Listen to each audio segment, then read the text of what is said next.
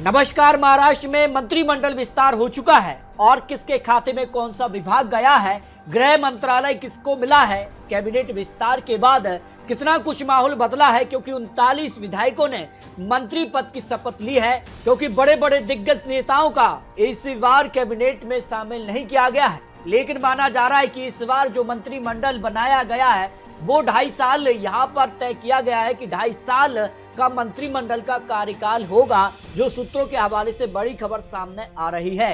क्योंकि अगर बात की जाए तो किसके खाते में कौन सा विभाग गया है इसकी भी बात करेंगे।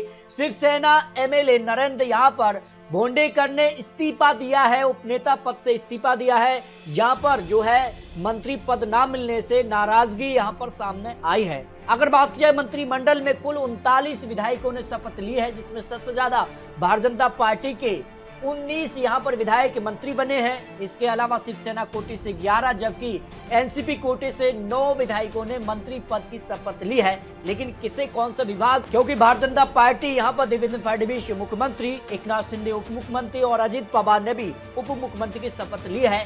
साथ ही आज मंत्रिमंडल का विस्तार भी हो गया है। यहाँ पर बात की जाए तो नरहरि झिरवाल ने यहाँ पर मंत्री पद की शपथ ली है। वरिष्ठ आदिवासी नेता है, झिरवाल से डिप्टी स्पीकर रह चुके हैं, डिंडोरी सीट से विधायक रहे हैं। धनंजय मुंडे ने मंत्री पद की शपथ ली है। अजित पवार के करीबी यानी अजित पवार कोटे से हैं और छत्रपति संभाजी नगर से विधायक चुने गए हैं।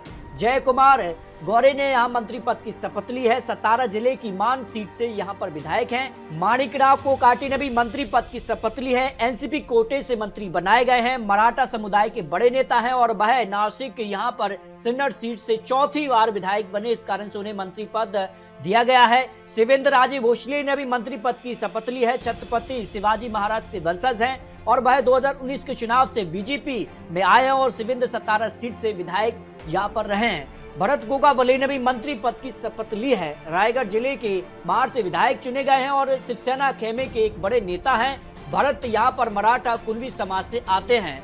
प्रभात यहाँ पर सन्नाइक ने भी मंत्री पद की शपथ ली है। मराठा समुदाय के बड़े नेता हैं, शिवसेना खेमे से हैं और 2009 से लगातार वो चुनाव जीतते आ रहे हैं।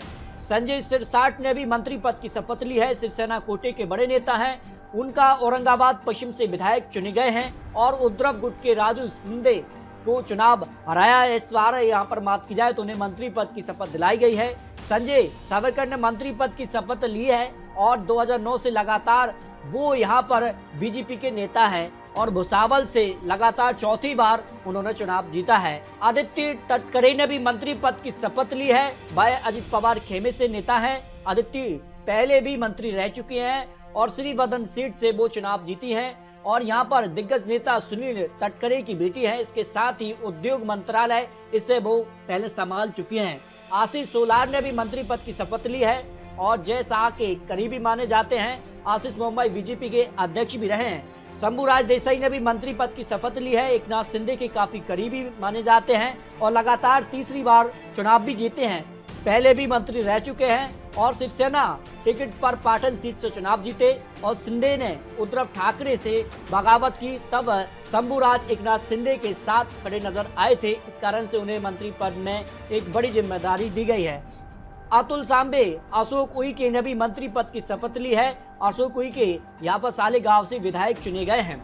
पंकजा मुंडे ने भी मंत्री पद की शपथ ली है और 2014 से 2019 तक मंत्री रह चुके हैं। महाराष्ट्र विधान परिषद की सदस्य हैं और वह फडणवीस सरकार में मंत्री भी थी। जय कुमार रावल ने भी मंत्री पद की शपथ ली है। राज्य के बीजेपी उपाध्यक्ष भी रहे हैं। पहले भी मंत्री पद की जिम्मेदारी उनको मिली है और जय कुमार रावल सिंदखेड़ा सीट से विधायक रहे हैं। उदय सावंत ने भी मंत्री पद की शपथ ली है। शिवसेना खेमे के एक बड़े नेता हैं। उदय सावंत रत्नागिरी विधानसभा सीट से विधायक चुने गए हैं। मंगल प्रभात का भी अगर बात करें तो मंत्री पद की शपथ ली है और यहाँ पर मालाबार हिल से चुने गए हैं।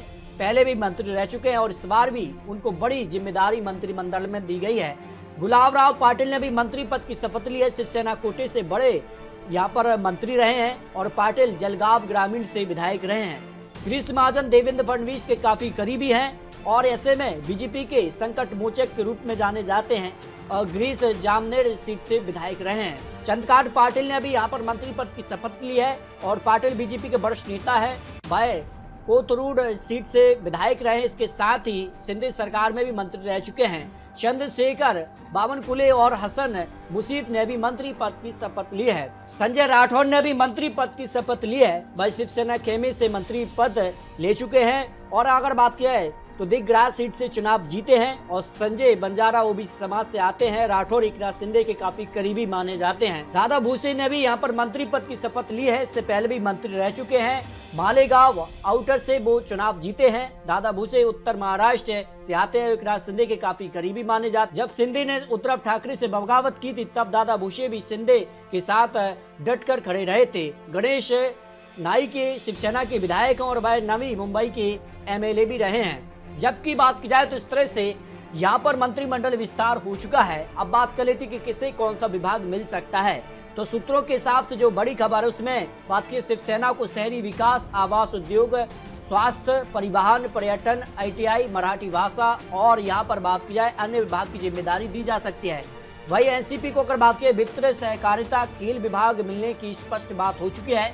जबकि बीजेपी बड़े विभाग जिसमें गृह और राजस्व, बिजली, चिकित्सा, शिक्षा और सिंचाई की जिम्मेदारी अपने पास रख सकती है।